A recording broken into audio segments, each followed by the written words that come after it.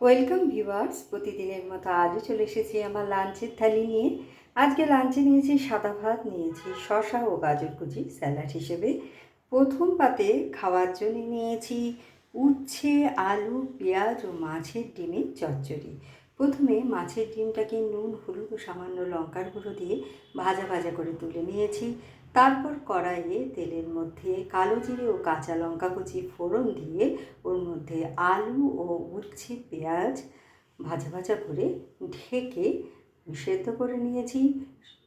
উচ্ছে, পেঁয়াজ সেদ্ধ হয়ে গেলে ভাজা ডিম দিয়ে আর সামান্য একটু মিষ্টি দিয়ে আমি এটা তৈরি করেছি।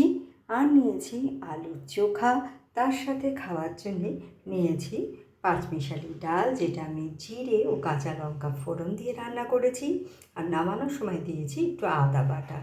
নিয়েছি ডিম ও সোয়াবিন কারি। ডিম আর সোয়াবিনটাকে সেদ্ধ করে নিয়ে ভেজে তুলে নিয়েছি তেলে। তারপর কড়াইয়ে গোটা গরম মশলা ফোড়ন দিয়ে পেঁয়াজ, আদা, রসুন, জিরে, ধনে বাটা দিয়ে আমি এটা তৈরি করেছি। আর দিয়েছি একটু টক দই। আর নামানোর সময় খানিকটা ধনে পাতা কুচি আমি এতে দিয়ে দিয়েছি। আর শেষ পাতে খাওয়ার জন্য নিয়েছি শসা রায়তা। তো কেমন লাগলো আপনাদের আমার এই লাঞ্চের থালিটা? ভালো লাগলে লাইক, শেয়ার এবং সাবস্ক্রাইব করবেন আমার চ্যানেলকে। Thank you for watching.